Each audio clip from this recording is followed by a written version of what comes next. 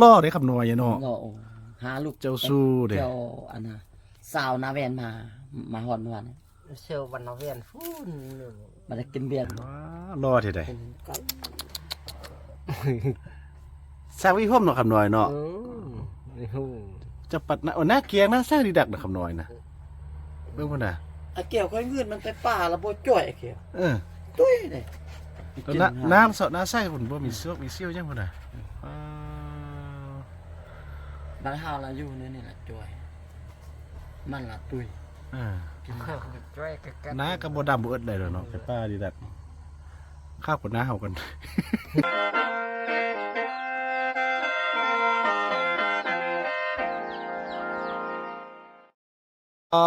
ท่านผู้ชม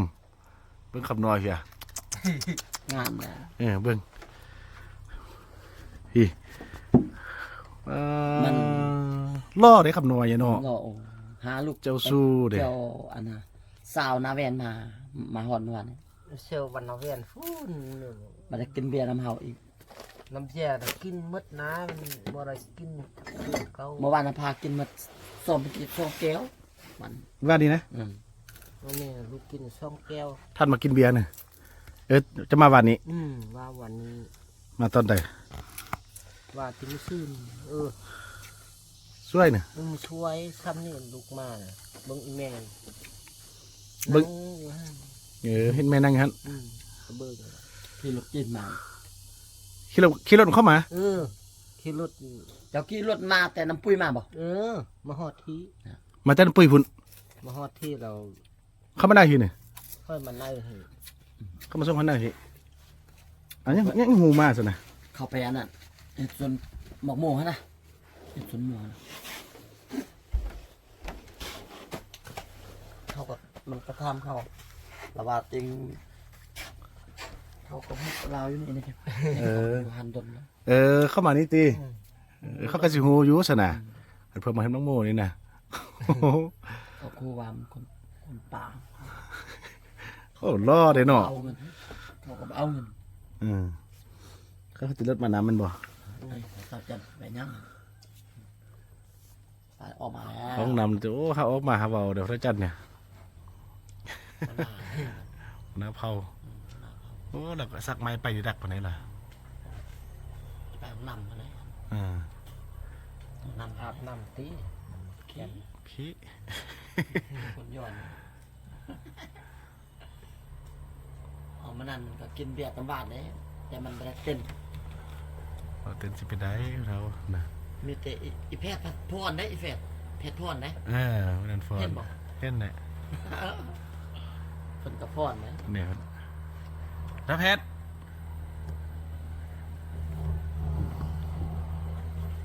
รับแพทย์ไงไม่ยินเนาะ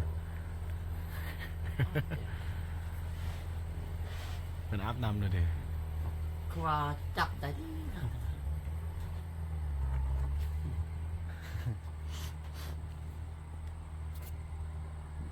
เบลข้อมูลน เป็นนะ เขาบ่นำแม่เป็นย่างเขาดีอยู่ ำก็ดีนะเขาบุญนำนะ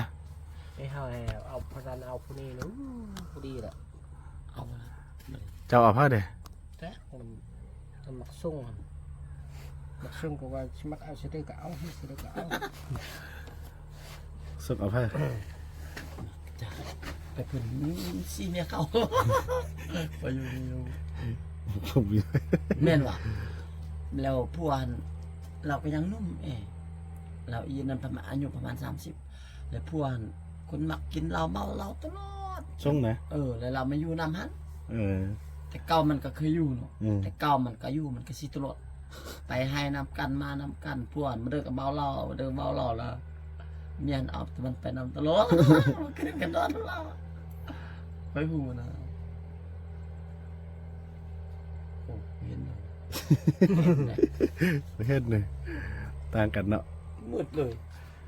อันนี้มันนันเด้เนี่ยคำน้อยนะว้าวรอที่ใด เป็นไก่ สร้างวิพมเนาะคำน้อยเนาะ นี่ฮู้ จะปัดนะหน้าเกียงนะสร้างดีดักนะคำน้อยนะเบิ่งพุ่นน่ะ ไอ้เกี่ยวค่อยเงินมันไปป่าแล้วบ่จ่อยไอ้เกี่ยว ตุ้ยเลย แล้วน้าสดน้าใส่หุ่นบ่มีเสื้อมีเซี่ยวยังพุ่นน่ะ บ้านเฮาเราอยู่นี่แหละจ่อยมันละตุ้ย กินข้าวกับจ้อยกัน น้าก็บ่ดำบ่เอิดได้ดอกเนาะไปป้าดีดัดข้าวกับน้าเฮากัน ถ้ามันอยู่บ้านนี่ สิได้ออกไปตัดผม เฮาก็บ่ได้ตัดนะมัน รอแล้วเด้คำน้อยนะทับแพทเล่นน้ำวันนี้ได้ดูมายังเหรอไปทับแพท วันประจำการเพื่อนแล้วนะ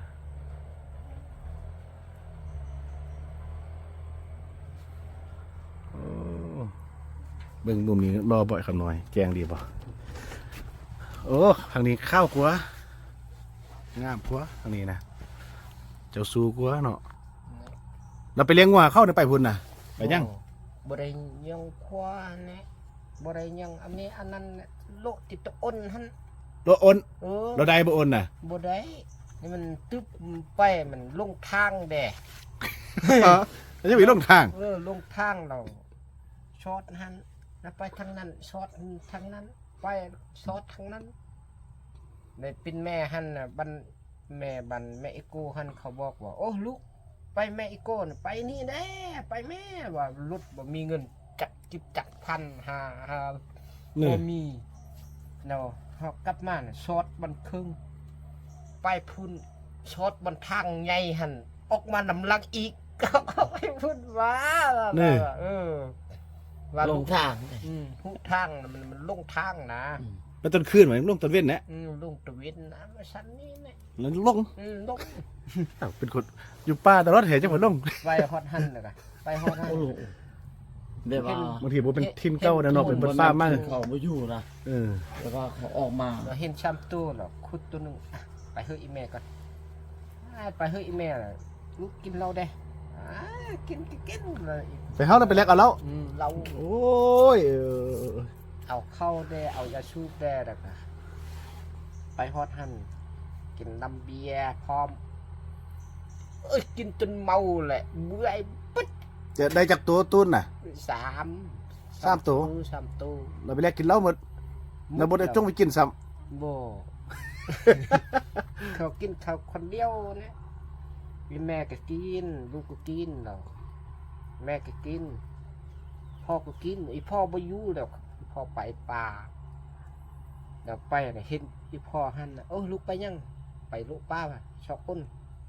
ไปเบิ่งแม่อีกูได้ป่ะไปนี่ปล่อยชดมานำลังโอ้ยชดครึ่งหนึงลบมาเขาไปฟุ้นชดมันอันนั้น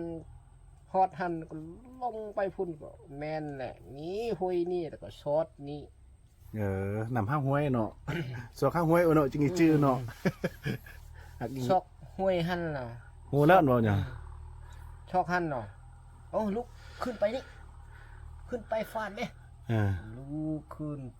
ไปฮอดฟาดแล้วตกหันเอ้าเห็นพออยู่หันน่ะคนหนึงก็มาจอดคนหนึงก็มาจอดปุ๊บนี่ลอยเลยเราทำเฮาน่ะลูกมักจากใดมักหันบ่มักหันบ่มักหันบ่ว่าลูกไปมันรุดใหญ่แล้วลูกเอาตัวนี้ว่ะไอ้แม่หันเขาก็บอกแหนะไอ้แม่หันเขาก็บอกลูกพี่เจ้ามักจากใดลูกจะเอามักตัวนั้นเอาไหม เขาเลือกขี่รถนี่แล้วเอาคันน้อย เอาว่าเอาเขาน้อยหั่นนะ เอาน้อยหั่นน่ะ เราขี่มานำเข้า แล้วขี่มาน่ะมาจอดหั่นน่ะทันหน้าเด้อลูกพ่อจะไปส่งวันนี้เขาไปพุ่นเขามาส่งรถน้อยรถน้อย ว่าต้นไปได้ไปซะใดขี่ยังไป ย่างเอา ย่าง ย่างเลย คอยย่างไป แล้วย่างเข้าอันบันพนเนี่ยวางค่ เข้าไปวางคำนี่บ่ ำเขาหันแล้วเลาะขึ้นเลยเลาะขึ้นใส่ แม่โดนมันย่างปฏินี้มันฮอตวางคำเลยเด้เนาะมันย่างรัดวางคำมามันฮอตห้อย มันนั่นคนไปก็เห็นเขาว่าเห็นอันเบาหำน้อยน่ะย่างไปไหน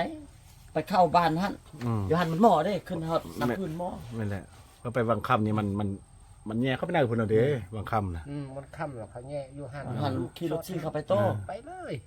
ไปฮอดนาแว่นพุ่นน่ะ ไปฮอดบรรณเวนเนี่ยบรรณเวนเนี่ยเอื้อยตีเฮือนหันน่ะขึ้นเอื้อยตีเฮือนหันน่ะซอดหันลงตกหันละลองอยู่หันเนี่ย3เทื่อเอาเข้าได้เอายาสูบได้แล้วก็ไปเลยเป็นเนี่ย เนี่ย ต่อไปติ๊ก เขาหาว่าเขาก็อยากสูบน่ะไปข้อเข้านี่ ข้อยาสูบได้แล้วก็ไปกิน บ่มีเงินไปซื้อติ บ่มีเงิน เขาหาซื้อน่ะเขาหาลายบ่ เขาเอาหุ่นละ หาละบ่มีเงินไปข้อเขา ไปโอ้ยแม่พี่เจ้ามีข้าวบ่แม่มีไปตักเอาแม่ตักใส่ เอาลายบ่ บ่หลายสำนี้นึงมันหนัก เออ ซ้ำอันน่ะปะเฒ่าอันนั้นน่ะเดี๋ยวนี้บ่เห็นออกมาข้อแล้วเขาน่ะ ว่า เมียมันก็ย่างไปได้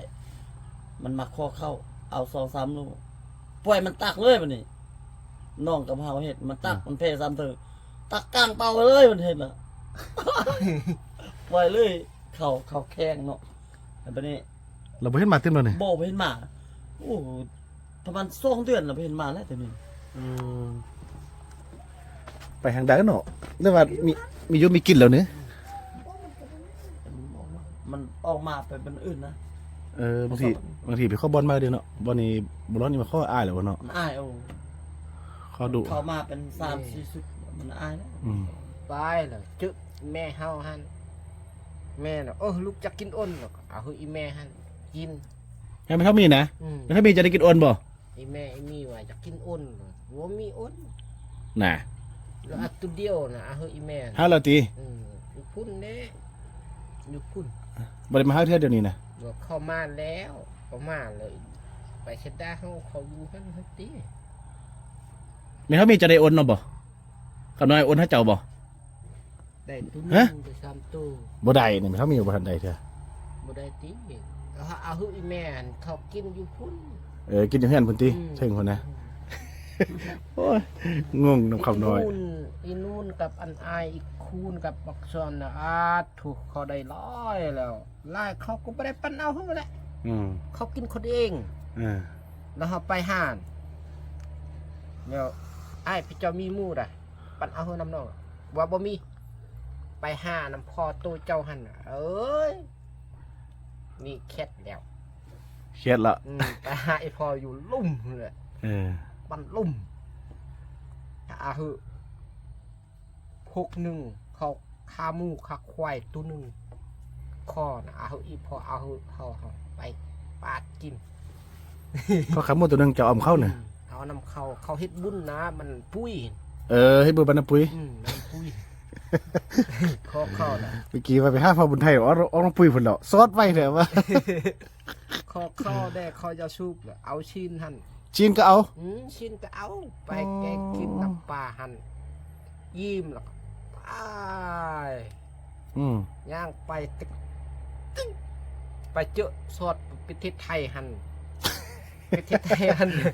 เราเจอประเทศไทยแล้วเขาขึ้นมาเลาะขึ้นมานะเลาะขึ้นเด็กเป็นอ้ายทหารเขาลงมาใช่เนี่ยโอ้น้องไปย่างไปโลกป้าเด้อประชุมโลกไก่เด้อย่านก็แล้วน้องไปเบิ่งก่อนไปอ้าวไปครับจนมืดเนี่ย ไปฮอดหันแล้วก็นอนลุกตื่นก่อนไปเอาสวดน้ำกลนอีกว้า สวดไปแล้วเอาออกไปหันนั่นออกไปพุ่นสวดบนอันบันคือเก่าว่าเขาบอกคนนึงน่ะเราไปหาแม่อีโก้แม่ว่าว้าแม่อีโก้นี่จับไปน้ำนั่งน่ะตังป้ามันปะฮกตึ๊บสวดหันเด็บไปหันบ่มี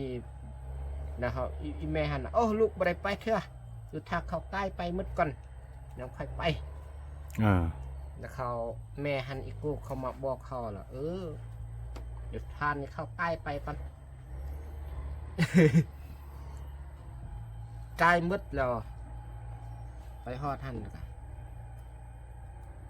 นอนเฮ็ด อันเฮ็ดน้ำอายนี่ก่อนอีพอนี่บนนำนี่ก่อน อืม แล้วมืดหลักเอาโทรศัพท์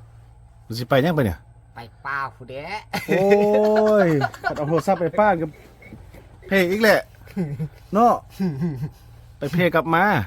ไป โพดโอ้นึงก็เอาไป